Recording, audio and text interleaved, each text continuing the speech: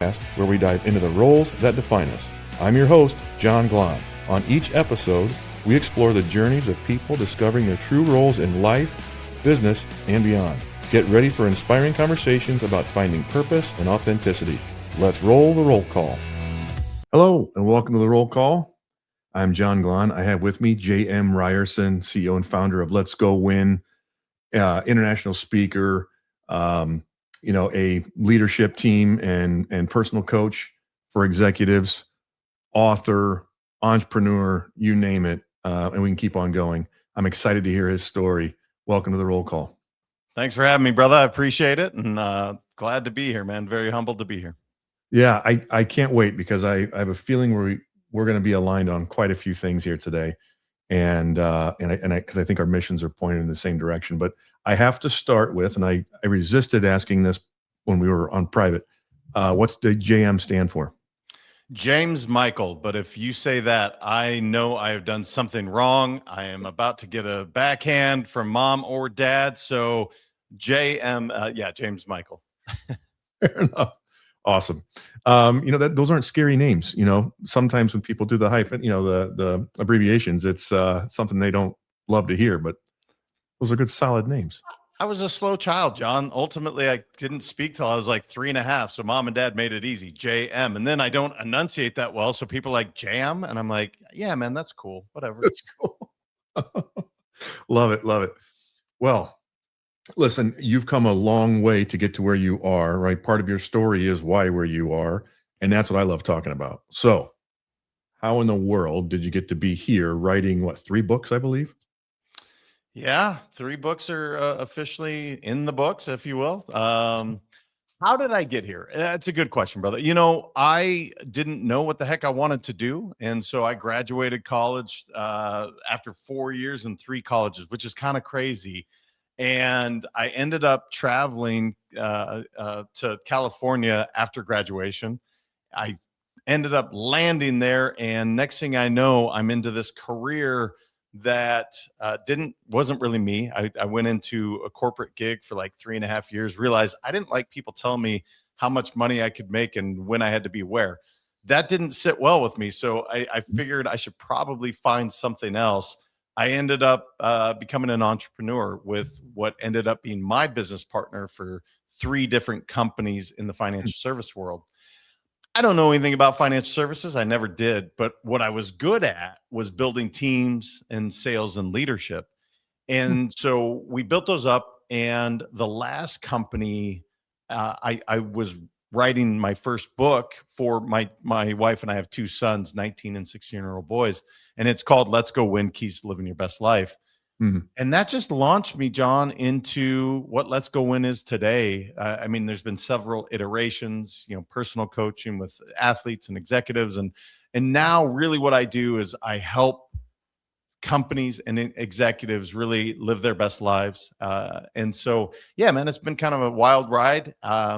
Lots of twists and turns, but I've loved pretty much every moment of it. There's a few bumps and bruises along the way, of course, like everyone, but it's been a fun ride.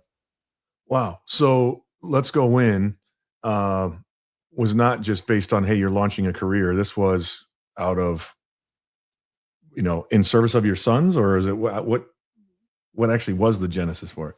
So here's the crazy story, and I'll keep it as concise as possible. I actually wrote about Let's Go Win when I was either a junior or sophomore in college. And I know that because when my wife and I were moving from California to Florida, I was cleaning out the garage. And in one of my old memento boxes, there was this journal. I flipped the pages, and here's Let's Go Win with the same, now what my logo looks like, the same 3 circles intertwined. I was writing about it 20 some odd years ago. Really? I forgot about it altogether. I honestly, it wasn't there. And then I went and did this 3-day, well, it was longer than that, but the 3-day silent meditation and retreat. Okay. And it just came to the front of my brain, like, Let's Go Win. It was just here. So then I wrote the book for my kids. That was all I meant to do. And the lady that I was working with said, man, you are selfish. And I said, what are you talking about? She said, if you only share this book with 2 human beings, you are selfish. And I said, you're right. Fair enough. Let's go ahead and publish it. And it just took me on kind of this path that I'm on today. So to answer your question, very long-winded, yes, the genesis was for my kids, but ultimately it ended up inspiring other people to, really, how do I live my best life? And it's just been trying to get that out there as much as I can, because these are lessons that I've learned along the way from my mentors and authors and parents. And, so that's the whole idea. Wow. Um, so it's really more of your observations. It's not a backbone of, I don't know what it might be, right? Of some key thing you learned and you just went on it. It's just a amalgamation of really your life experience. Yeah, so I'll give you an example. Chapter 1 is literally vulnerability. Now, this is coming from a kid that grew up in Montana that was taught boys don't cry. That's a big jump to go from boys Right. don't cry to let's talk about vulnerability in the first chapter of your book. And the reason I felt it was so important, John, is because I have found in my leadership, that is the most important lesson that I've learned, that when I let people in, they really will, they'll get behind whatever the vision is. Mm. Versus when I first started in my career, I was all buttoned up, wearing the three-piece suit and tie, and I tried to act a certain way, sound a certain way. And look, we succeeded, but it took a hell of a lot of effort. I almost lost my marriage in the process. I was almost 300 pounds, and it was like that was kind of crappy times. Then, yes, financially things were going very well, but I knew there was a better way. And that was maybe the biggest turning point for me to go, oh, I just need to be me. And so now, just like I'm wearing a t-shirt today, man, I'm a t-shirt and jeans kind of guy. And I don't care if you wear a suit or you wear a t-shirt. None of that matters to me. It's being your authentic self and being willing to let people in. So, yes, to answer your question, it started with vulnerability, it ends at transcendence, and there's 12 chapters on the philosophies that I've learned along the way. Wow. Um, that is fantastic. Uh, to start with vulnerability, right? I mean, that's I don't want to just bring it back to business or things like that, but right, that's the call it Patrick Lencioni, Patrick, many other things, right? It begins with trust, and the trust starts with being open yourself, right?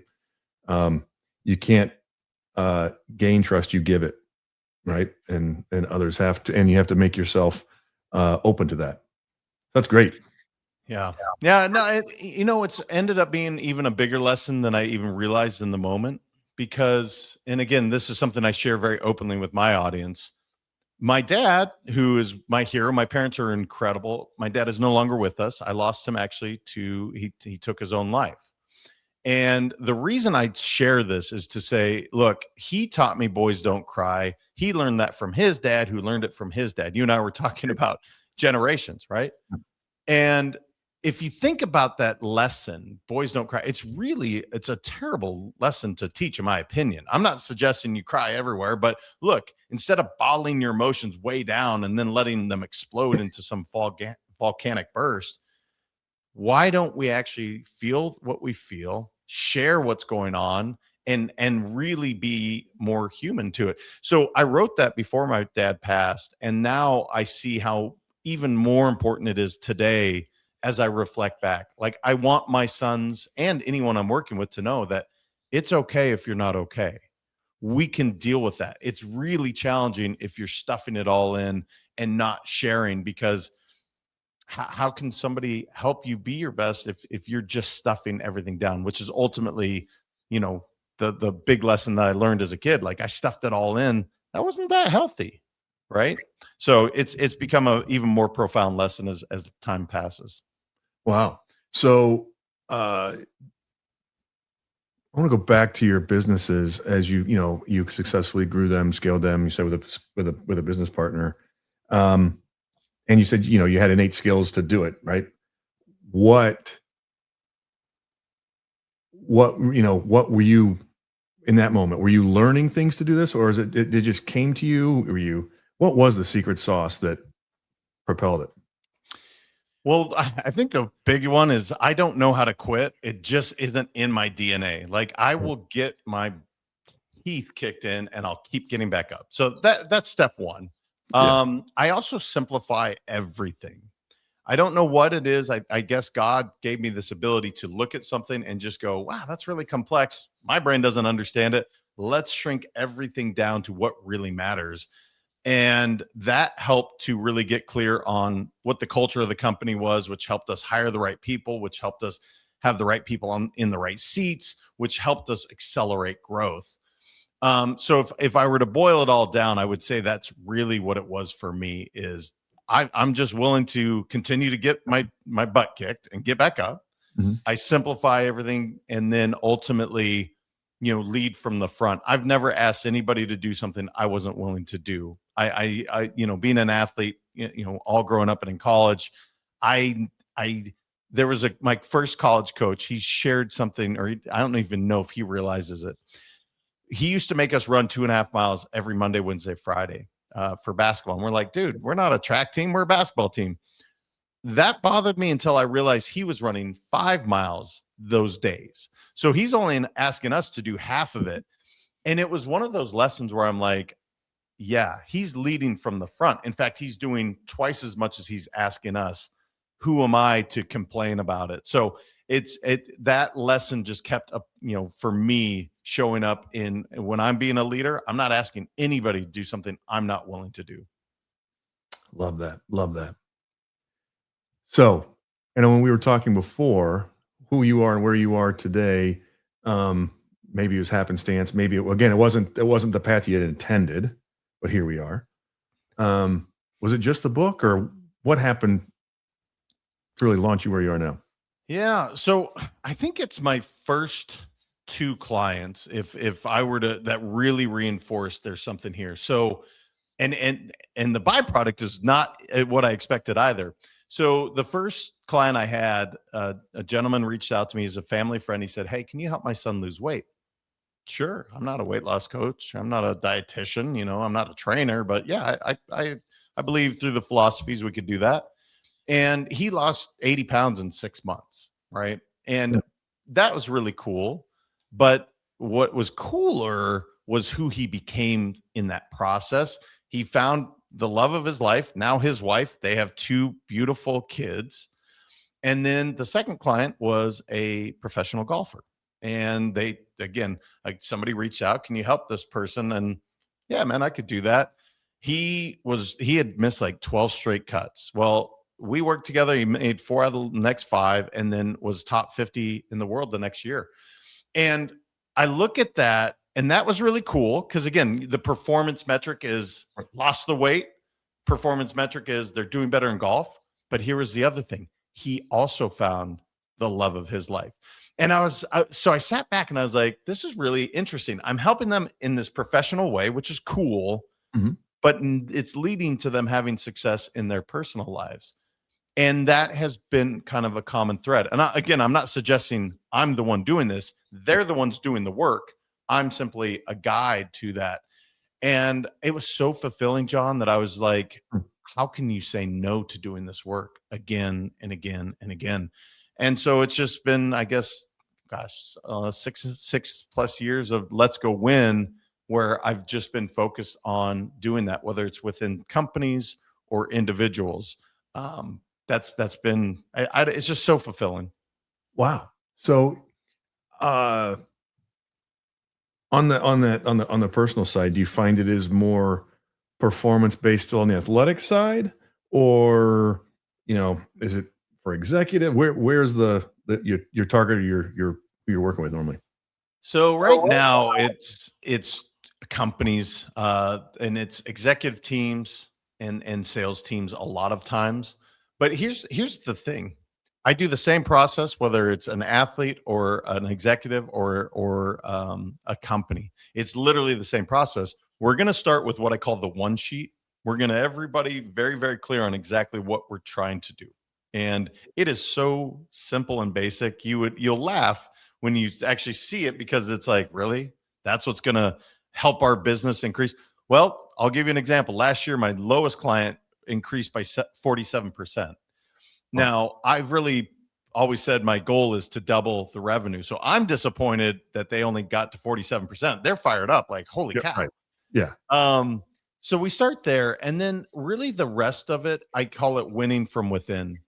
And here's my best example. Most people, I'll ask this question: what did you do for yourself this morning? And anybody listening right now, just ask yourself, what did you do for you? Mhm. And the answers I get back so often, John, is I took care of the house, the kids, the dog, the emails. I mean, there's a litany of stuff. And I'm like, no, no, no. What did you do for you? And there's no answer. Well, the problem with that is if you don't pour into yourself, how can you as a leader pour into anyone else?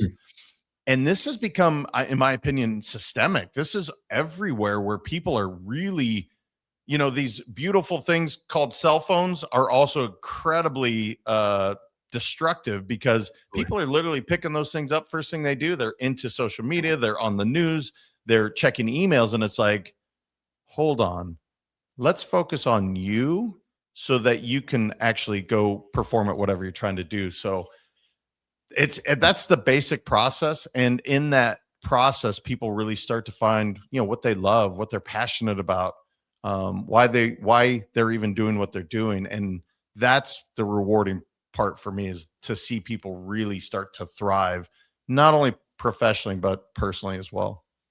I love, and you were saying, oh, you'll laugh at how simple it is, right? Your form, your one sheet.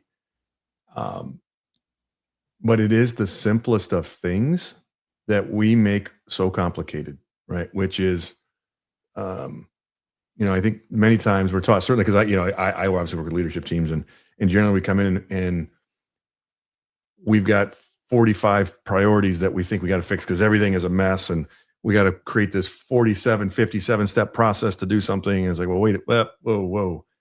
We are taught to make things more complex, right? Because maybe that means we're smarter, or we're putting more effort in because we put more lines on a piece of paper or whatever, right? We're being innovative because we're doing these other steps. Well, again, we get so spun up in that. And then in our personal life, it's like, how much can I get done in this amount of time? Right. That's how we reward employees. That's how we reward students, right? What can we get done in the amount of time that's been given you? And again, we all are taught the American way, right? Which is the success is, what's that mean? It's up to you. How hard do you want to go work? Right. That means, most people just means that. And then you go do more stuff. And, and actually when you asked that question of what did I do for myself today? I did actually do some stuff for myself today, right? I meditated, I did some workout, and but it's not always easy to get back to that, right? I know those practices. I'm a entrepreneur, I'm a visionary, I'm scattered, and so there are times I need habits, I need ritual. When I have them, it happens. But when I get out of sync, right? Maybe I'm traveling a little bit, or things get a little crazy, and the first thing to go is the self-care, right? Even a guy who says he knows it, right? I I'm human in it, and the first place thing to go is the self-care. Yeah, and you're not alone. As you said, you know it, and yet it's the first thing. I'm the same way. When my routine gets messed up, here's what I think the trick is for me. When I realize I'm out of my routine and I start to look at my performance, it's not as good. It's just not. Now, I would say my routine, I have had to scale it back because at one point it was like 2.5 hours long. My wife is looking at me like, seriously, dude, like how early are you going to get up? This is getting a bit ridiculous. And she wasn't wrong. It was like, okay, there's like, you have to live as well. You need to be able to stay up later with your spouse if you want and not have to get up at 4:30 in the morning. Now, and again, if you get up at 4:30, cool. But I think the point that I coach on, John, and whether you're traveling and people can apply this, just take care of three things every single day. Hmm. Take care of your mind, your body, and your soul. And I don't care if it's for 5 minutes every day. Like your mind, read something. A lot of people, it's the Bible. For some people, it's doing a crossword puzzle. I really don't care. Just do something for your mind. Okay, cool. Everybody knows move your body. Everybody has heard that. I don't need to preach that. Just get up, do some push-ups. I do a 7-minute yoga every day. Just do something. And then your soul. Again, I don't care what it is. You mentioned meditation. That's my form. I meditate every single day. It fills me up. But I don't care where you're at in the world. I don't care what you did the night before. I don't care how late. You can take 15 minutes and say, I'm going to take care of my mind, my body, and my soul first, and then I'll pour into everyone else. And if we can just adapt that and apply that, you'll start to see how your performance just continues to ratchet up. I like that. The simple, the mind, body, and soul, and just think about that and think about it and don't overcomplicate. Because again, just like I was saying, simplifying, and you had a 2.5 hour ritual in the morning. That is my time too. I mean, if I could get up at 3 and do things, I mean, that would be my jam, because afternoons, I'm toast, right? Normally, but that time by myself, but what happens is the same kind of thing, right? You're sacrificing something on that front end of it. If you cram too much in and get up too early, then you're not spending the quality time. There's that other piece of your life of spending quality time. And then I find myself getting crabby. It's like, I should be in bed already. Because sleep is right up there with the most important things you should be doing. So it kind of can be and loved ones defecating, right? To go too much into it. Yeah. And again, we're taught the rise and grind culture. That's like the American way. And if you think about that, and again, some of my best buddies, they talk about rise and grind. And I have this debate with them all the time. I'm like, what happens when you grind something? What happens? Grind and grind and grind and grind. It turns to dust and it blows away. So to your point, making sure you get good rest, making sure you're checking in on these things. I'm not saying don't work hard. Dude, I bust my butt. I promise you. And I also need to pour into myself so that I can do those things. Yeah, that I love how you simplifying that. Now, in your practice with your clients, is that the basis? Like, is that like, hey guys, number one, I bet it's chapter 1. I bet it's vulnerability. But if we, how are you getting them to take that step? Because you're getting phenomenal gains for them without doing the work for them, right? So how do you just and most people are so caught in themselves, I'm imagining, that, your work to get them moving forward. What gets them to believe, I guess, ultimately? Yeah, it's getting down to their self-limiting beliefs. And I'll give you an example. I just had a guy that I'd been working with for a couple months.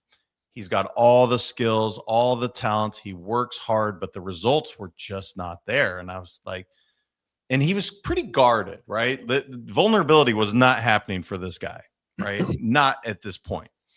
And we're midway through this session and we're talking. He's in sales and he goes, can I tell you something? I was like, please. He goes, I think sales people are slimy. And I'm like, holy cow. It has been a couple months. I'm trying to get the breakthrough, trying to figure out why you're not getting through. And you finally said it, right? He didn't feel good in what he was doing. And that's just an example. All of us have these self-limiting beliefs. And so really to your question, to get to the root, I ask questions after question after question. And once you arrive at whatever their self-limiting belief is, then we can actually do something with it. Because the truth is, and there's 3 questions to ask. Why do I believe that? So I'll give you an example. Again, I'll use my dad. And this, again, I hope everybody understands. My dad is my hero. I miss him every day. But some of the lessons he taught me weren't awesome. That's just, as all parents, I'm sure I've taught my kids lessons that aren't great too. But I had a really poor relationship with money because when we would drive by the country club, he'd always say, oh, that's for the pretty people. That was for everyone else, not for me. And so the first time I made 7 figures in a year, I felt awful because now I'm put in this category with everyone else. That wasn't for me. So I had to arrive at this. Why do I believe that? Well, I believe that because Dad would always make these comments. Okay, cool. The next question is that true? Well, no. Making money isn't a bad thing. Being in that group isn't a bad thing. Actually, you can be philanthropic and you can build companies and do all this cool stuff. So it's not actually true. And then the last question is, how's that showing up for me or how's that serving me? Well, it's not. I'm playing small. I'm not able to, I don't know, take my kids on the vacation they want, the school they want to go to, whatever the thing is. And if you step down every single, so with this, I'll call him John. That'd be a bad one. We'll call him Bob. That's fine. If Bob realized salesmen are slimy. I said, all right, let's step through it. Why do you believe that? And then so he gave me an example of what he saw as a kid. Okay, great. Is that true? Is every salesman? Well, no. How's that showing up? Well, I'm not performing. I'm not happy. And it all came out now that because of this one belief, he's not performing. Once we were able to isolate what the challenge was and start to overcome the self-limiting belief, now his sales are taking off. Now he's able to give back to the charities that he wants to and donate to his church and all the stuff. And it was like, holy cow, this all started with this one belief. And so all of us have one in there, and it's getting that pulled out. Yeah. Wow. That's fantastic. And that is such a missing piece, in business. And I love you're doing it in different words and in a different style or different way to get there. But that's the many things that we work on with Bloom Growth in our curriculum. Our relationship curriculum is actually one of those, and it's the stories we tell ourselves. Right? It's the very, very similar. And our version of it is, how do we then help everyone else, right? Because I think I hear it in the same way you're doing it. You're helping these individuals with their in companies. Well, the more you help them become better for themselves, they're better for the company grows, and the more they can hire and the more they can provide. And what do you know? They go up and show up better humans at home. Like, holy smokes. I mean, that's the joy that I get to come home with, is not only we help them here, but coming back to my, I'm meeting with the company next week, and I guarantee you we had a breakthrough last time we were together, and I can't wait to hear what they did. One of the challenges was, all right, you have something to go clean up at home. Go have that cleanup conversation and see what happens. And I just love that, because, again, it's the happier cows make better cheese, right? Better milk makes better cheese. And again, the companies just don't see that. People don't see that, right? Owners are like, who works the hardest or who gets the stuff done? It's not always that's not the only metric, right? It's interesting, and I love what you just said, because I've never seen somebody that's like, I'm going to be the worst employee. I've never seen somebody say that, but I've seen those employees. I mean, they are awful. You're like, oh my gosh, can you actually make this better?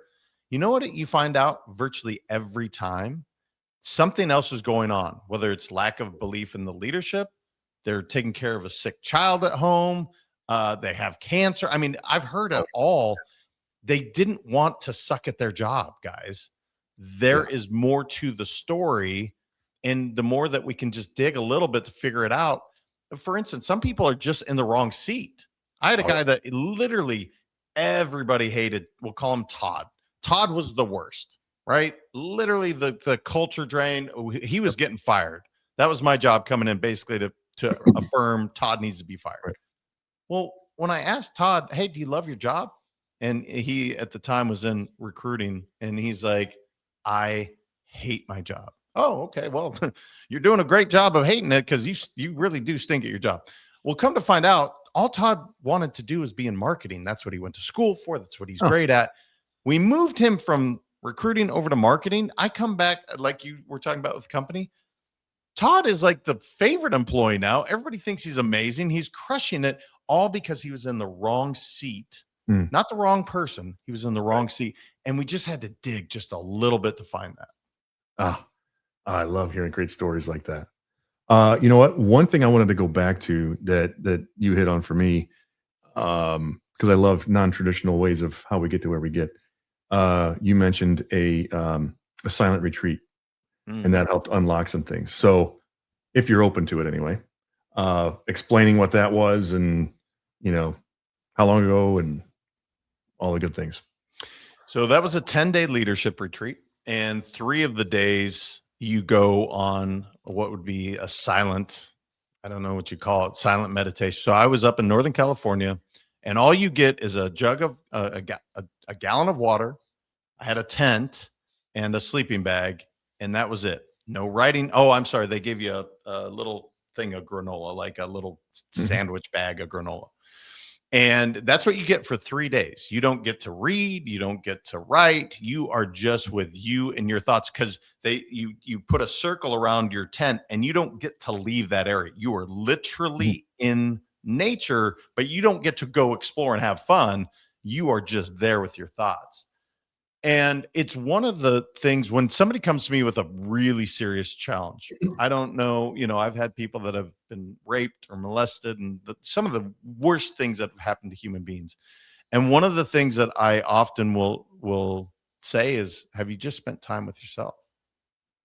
And that's a scary proposition for a lot of people, to just be alone with your thoughts. So those 3 days for me, I was like anyone else. I was restless and I love to read. And now I can't even read. And I love to journal and I can't Mhm. journal. I am just sitting here with these thoughts. Well, if you think about that, it was a 3-day thing and it has forever changed the trajectory of my life. 3 simple days because I had the clarity of pulling out "Let's Go Win" that was in my subconscious from 20 Mhm. plus years ago. And that's the beauty of being able to just be with your thoughts. You have almost every answer that you need. It's inside of you. Are you willing to face it? And that was ultimately what that particular exercise was. And so if you think about what a simple thing, anyone's listening right now, if you really want to get some answers, like I'm not happy in my marriage, I'm drinking too much, like name a thing, Mhm. go spend 3 days by yourself. And I promise you, you will find answers. You may not like the answers, by the way. That's the Yep. other part of that, but at least you'll have some clarity and you won't be spinning your wheels. So for me, it was an incredible experience. I try to make a habit of doing it every year, although I will say, John, I am not the best student when it comes to that Yeah. because, like you were saying earlier, I have things to do. It's Yeah. taking care of the family or taking care of the business, or, but those are all excuses. The truth is, how profound that 3 days was for my life. Why wouldn't I do that every year? And that's what I need to also look at and say, why haven't you done it this year? Wow. Again, so simple, but it could be done in your house, let's say, potentially, right? Or whatever. Right. The intent of it is not to have this around or a TV or anything else that allows you to, because once you can get going, um, that's where it can distract you. I have not done that.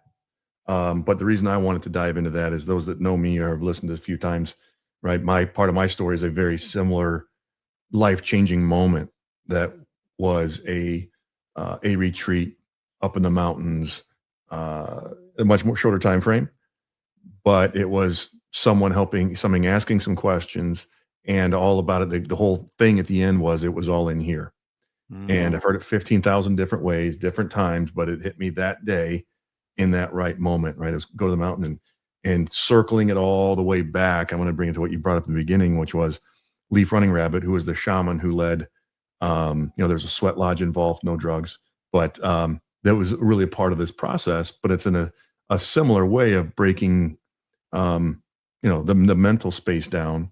But one thing that I left from that time there, which is probably a way more expensive way to get to where you're trying to help your clients do it, which is, the be so selfish that only others can benefit is a Mm. phrase that he said that stuck with me because the word selfish was such a dirty word, that I thought was a dirty word. Because again, whether it be in my marriage or parents or someone telling me something I didn't want to hear, like I'm being selfish, it was said in a negative connotation. But when you use the selfish in the right context, that I have to make sure I'm good for myself before I can be anything to anyone else, that goes right along with your story and message.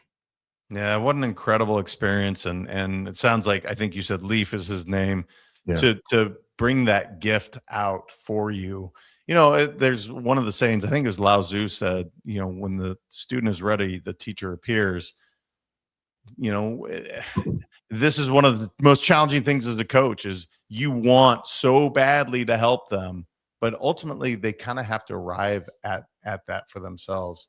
And just giving some of these ideas to go on these retreats, the simple idea is pour into yourself, right, so that you can bring the best out of you. So what an incredible experience, John. I love that.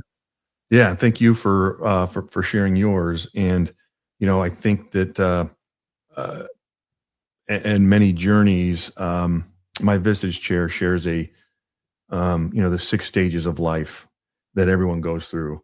And it's all about how at certain ages, generally people start realizing what their purpose is on the planet. And then ultimately in their 60s or whatever, right, they start realizing what's their message to give back. And I think the more that people can share your story, me share mine, right? We're taking that time that most people are like at retirement, when most people are thinking like, oh man, where's my impact, right? Bringing that down to a earlier time in life when we can actually start making those impacts. And it's about having those moments, right, that are getting out of the grind. You have to get out of the grind to have these moments, right, to have this clarity. It just, I mean, I would challenge anyone to say that they've had the life altering moment when they were jamming through a spreadsheet for work to get a deadline done, right? So, Well, the most successful people in the world, like running our economy, you do it however you want to do it, but they all give themselves that time. They all do these things. So maybe there's a lesson there, guys, that it's not just about grinding every single day, but actually pour back into yourself. intentionally, right? Not just lay around on a couch, right? Vacations are okay, and getting burnt out, that generally turns into someone just moping around, but being intentional with what you're doing, right? Yep. Awesome. All right. So what I like to have towards the end here is have the guest have your biggest mistake, miscue, failure, et cetera, that you can share with everyone else that maybe others can benefit from. I mean, I briefly touched on it. My wife and I were separated for a year, and that was at the time my second company. And in the moment, I was the ultimate victim. I would tell you where where she was wrong at fault, and like everyone else. But ultimately, when I looked in the mirror, I was the one that needed to own. Right now, it's a marriage, of course. It's Mhm. both parties have their part, but in that moment, it literally, I wasn't happy with me. And I look at that now and I think, you know, from the outside looking in financially, oh my gosh, they're making so much money. Okay, great. That's one factor. But almost 300 pounds, separated for a year. My family, I will tell you, I wrote the book for my kids. I mean, they are my everything. I'm going to lose them at least 50% of the time, all because I wasn't clear on what was really important to me, my non-negotiables. And the company that I was one of there was 6 total partners in the firm. Three of which we were completely aligned with one another. We were about, building and growing and giving back. And the other 3 were all about making money. And by the way, I'm not saying they were wrong. Right. That's I don't care about that, but we weren't aligned. Mm. And that absolutely dripped into my personal life, which made, so it was a really rough time of my life, and one I'm so grateful for, because now I know exactly what I stand for. I know my non-negotiables. I know the exact core values of people that I want to surround myself with. So I guess the lesson there, John, that I would say to everyone is, what are your non-negotiables? Like for me, mine are freedom, love, and abundance, right? Those are the most my favorite F word is freedom. Mhm. Some might argue it's another one, but I'm telling you, it's freedom, John. Yeah. Freedom, love, and abundance. So those are the core values for me. My family, it's courage, fun, and love. My company, it's happy, healthy, wealthy. Now you'll see the theme here. They're all 3 words because our brain can actually remember that, the reticular activating system. And that is when I look at the non-negotiables for the company, for my family, for myself, these things have to pass. Otherwise, it's a no-go for me. And that allows me to say no so much more often, which every time you say yes, you're saying no to something else. And for those people that really struggle with that idea, if it's not a hell yes, then it's Yeah. a hell no. And when you know your non-negotiables, like for me, I won't take on a business project if it's going to infringe upon my freedom. I just won't. I don't care how much money if it's gonna require me to work 90 hours, I'm just not in, man, because freedom is my favorite F word. It's my favorite word. Mm.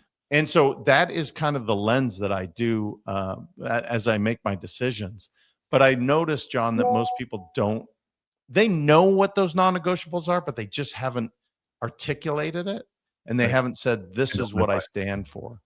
So that would be what I hope everyone takes away is get clear on who you are, what your values are. It will make everything that much easier. So I hope that tied into the question you originally asked. Absolutely. And that's one of those where I don't need to elaborate or try to sound like I know what the hell I'm talking about. That's a clip in and of itself for anyone to just sit and listen to and take to heart. Right. So well done. Thank you. JM, this has been awesome. How do people get in touch with you? Find a way to use you for services. Tell you what, Let's Go Win. If you look it up, you're going to see my face. Okay, cool. If you're actually interested in like, dude, this sounds really cool, just email me, jm@letsgowin.com. It's as easy as possible. Now, here's what's interesting, John. I have said that on other podcasts. Like, look, I'm not taking everybody on, but if you're the right client and you want to double your revenue, cool. I might be the right person. It is fascinating to me how few people take advantage of that. Now, one of my clients last year did because I was on a show the year prior, and he's like, he put an extra $1 million in his pocket personally, and he's like, all it took was an email. I was like, look, some people seize the opportunity, some people don't. And look, I just hope if people want to reach out, there it is. That's my personal email. Feel free to reach out. And ultimately, brother, I just want to say thank you. You're a great host. Very insightful. I really enjoyed the show and just glad to have you in my influence in my circle now, which is amazing. Absolutely. Well, James Michael, awesome job. Thank you. Really, really loved it. Everyone, please. I hope you took many, many things from this and just take action in one small step. All right. We will call that a wrap, my friends. Thanks for tuning into The Roll Call with John Glahn. If you enjoyed today's episode, be sure to subscribe for more insightful conversations. Remember, discovering your true role in life is a journey worth exploring each and every day. Until next time, keep defining your path and living your authentic self. This is John Glahn signing off.